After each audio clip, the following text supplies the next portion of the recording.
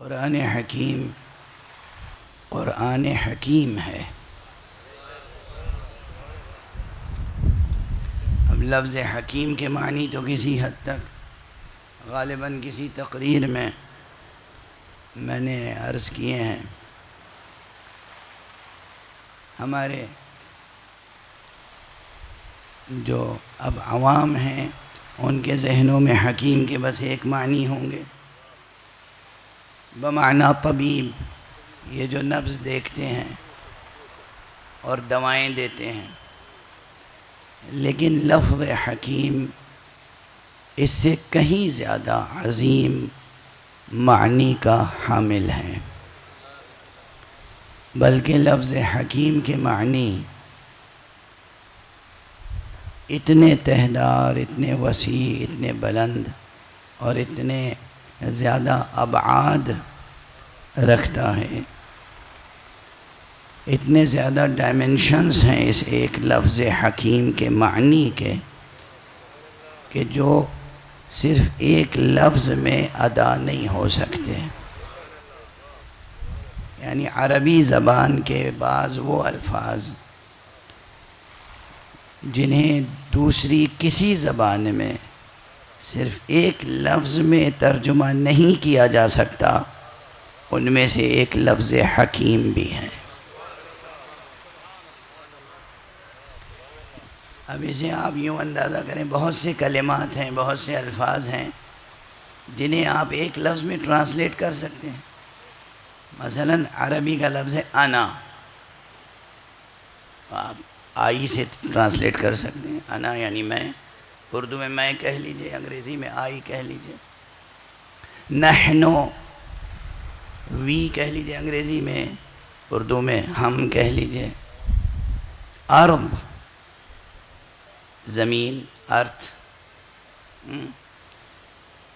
اس طرح بہت سے الفاظ ہیں کہ جن کا ترجمہ ایک لفظ میں ممکن ہے، وہ بھی ہر جگہ نہیں، ہر جگہ ممکن نہیں ہے۔ ان سامنے کی لفظوں کا ترجمہ بھی مشکل ہو جاتا ہے اگر اصل متن میں یہ لفظ لغوی معنی میں استعمال نہ ہوا ہو، بلکہ استعاراتی اور علاماتی معنی میں استعمال ہوا ہو۔ یعنی اگر جناب عقیل عباس جعفری صاحب تشریف فرمائیں، ان کا یہ ہنر ہے، یہ اس قبیل کے لوگ ہیں جو اچھے خاصے سامنے کے آسان لفظ کو مشکل بنا دیتے ہیں۔ ہنر ہی ہے یہ۔ شاعر، ادیب، خطیب کیا کرتا ہے؟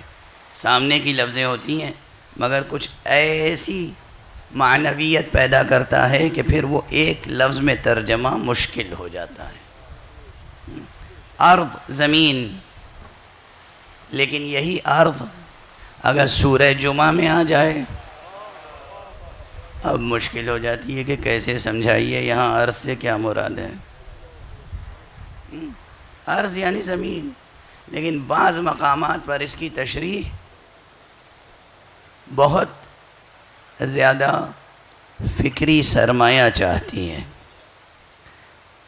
تشریح کرنے والے کے لیے بھی بہت فکری سرمایہ چاہیے، اور جس کے سامنے تشریح کی جا رہی ہے اس کی بھی ظرفیت بہت ہونی چاہیے۔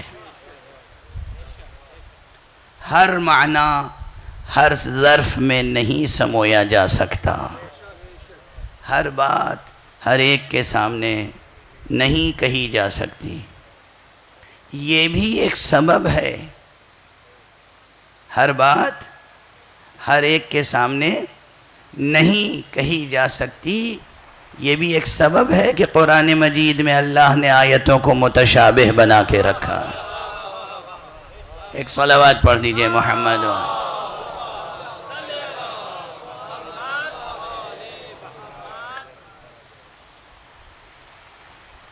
جناب اقبال شاہ صاحب غالباً جگہ فرش پر تلاش کر رہے ہیں، ادھر کرسی پہ تشریف فرما ہو جائیں، آپ آئیے ادھر تشریف لے آئیے۔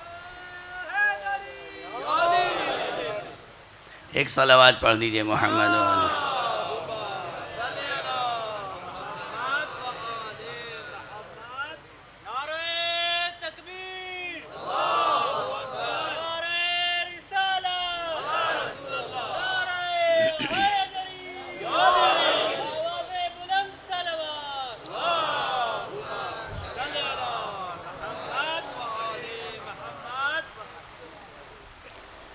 تو یہ بات اب تک جو میں نے گزارش کی غالباً اس میں کوئی بڑی مشکل تو نہیں ہوگی۔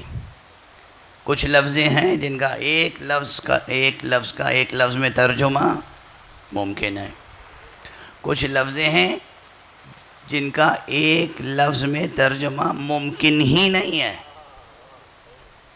اچھا، جو عام لفظیں ہیں جن کا ایک لفظی ترجمہ ممکن ہے، جب وہ کوئی خلاق مضامین استعاراتی اسلوب میں استعمال کرے تو اس کا ترجمہ بھی مشکل ہو جاتا ہے، چہ جائے کہ وہ کلمہ جو پہلے ہی سے ناقابل ترجمہ ہو وہ اس کی زبان سے ادا ہو جو خلاق مضامین ہے۔ اب جسے کہتے ہیں نا کہ قرآن مجید کے ترجمے میں تہداری کہاں سے آتی ہے، عمق کیسے پیدا ہوا، اب جو اہل ہیں وہ تو اہل ہیں، جو نہیں ہیں ان کو بھی ان مثالوں سے بات سمجھ میں آ سکتی ہے۔ تو بہت سے کلمات عربی زبان میں ایسے ہیں جو دنیا کی کسی دوسری زبان میں ایک لفظ میں ٹرانسلیٹ نہیں کیے جا سکتے، ان میں سے ایک حکیم بھی ہے، اور قرآن حکیم ہے۔ قرآن حکیم اس اعتبار سے بھی قرآن حکیم ہے کہ وہ خود اس کی عبارتیں، اس کے کلمات، اس کے مضامین حکیمانہ ہیں، اور اس اعتبار سے بھی قرآن حکیم ہے کہ وہ حکیم کا کلام ہے۔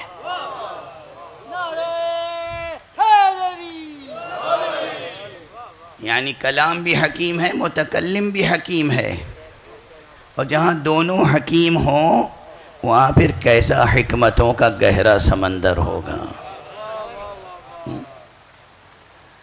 بہرحال اس قرآن حکیم کی یہ ایک آیت ہے جو میں نے آپ حضرات کے سامنے تلاوت کرنے کی سعادت حاصل کی، سورہ مبارکہ ملک کی آخری آیت۔ سورہ مبارکہ ملک یہی بسم اللہ الرحمن الرحیم، تبارک الذی بیدہ الملک وہو علی کل شیء قدیر الذی خلق الموت والحیات لیبلوکم ایکم احسن عملا۔ یہ جو پورا سورہ ہے انتہائی پرشکوہ قصیدہ ہے۔ اب جو لوگ ہمارے استعارے سمجھتے ہیں ان کے لیے آسان ہے اس بات کا سمجھنا، جو ہماری زبان نہیں سمجھتے انہیں اعتراض کرنے سے پہلے بس ہماری زبان سیکھ لینی چاہیے۔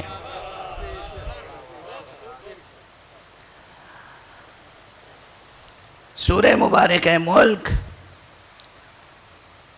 ایک مرصع، ایک پرشکوہ پرعظمت قصیدہ ہے جس میں تمہید قصیدے کی، تشبیب قصیدے کی توحید پر ہے،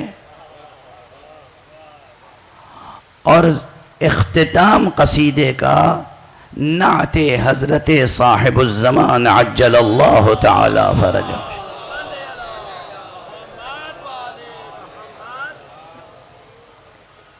ایک اور بلند صلوات پڑھ دیجئے گا۔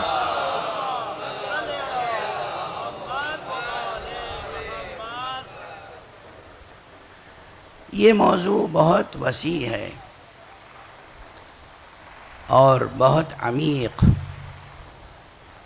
عقیدے کی پختگی اور درستگی بھی درکار ہے، عقل کی بالیدگی بھی درکار ہے، اور انسان کے ذوق اور وجدان کی بالیدگی بھی۔